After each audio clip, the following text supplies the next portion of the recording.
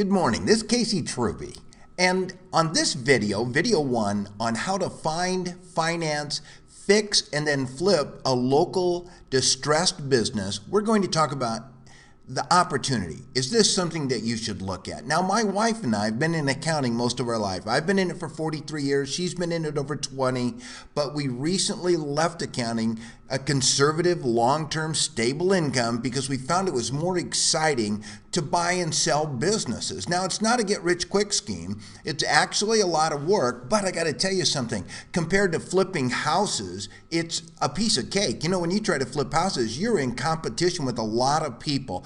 But every year, over 2 million brick-and-mortar businesses close the door. Well, about 10% are actually worth saving, and that means there's 200,000 good opportunities out there, and no one's trying to bid them up. Most business owners, they just walk away. Now, we know some really rich people doing this right now. We read about them on the Wall Street Journal or hear about them on television all the time. But of course, my favorite was Ed Lewis, because he got Julia Roberts in Pretty Woman. That's exactly what he was doing. And by the way, I got Julia Roberts too. What we're doing is looking for a business right before it goes off the cliff. Now, a lot of times we can use this to buy out our competitors cheap. It's a great way to build a business by your competitors. Sometimes businesses get into the throes of trouble because of a death or a divorce. And if we don't step in, they're going to close and everyone loses their job. Sometimes they get behind on their tax bills. That's worked for me on several acquisitions.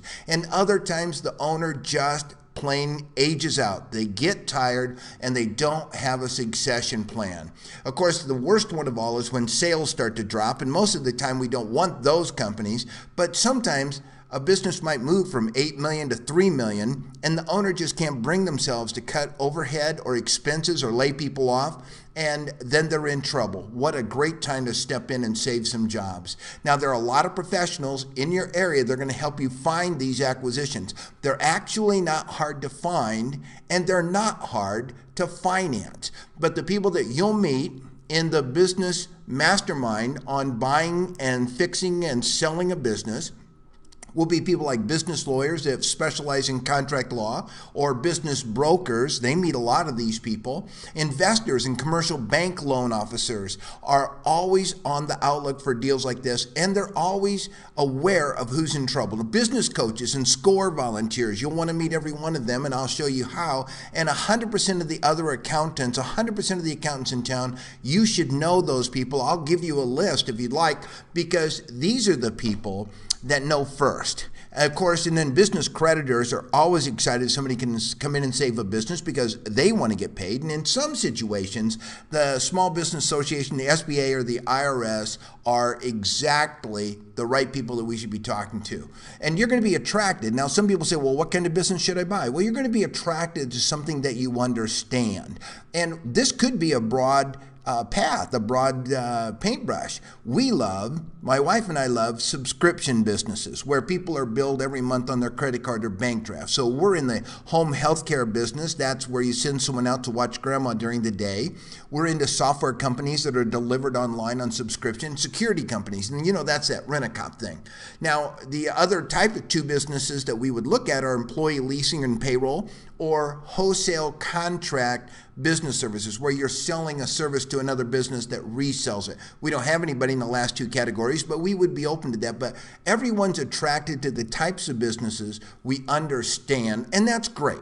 The reason we like these subscription companies is because there's no locked-in overhead, and our competitors in these businesses are such poor business people and terrible marketers. Now, here's what's really interesting, though.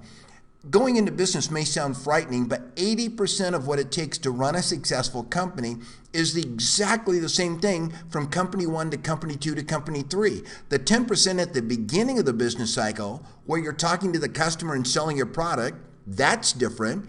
And the 10% at the end of the business cycle, where you're actually delivering the service to the client, that's different. But those two tasks are easily hired to someone else.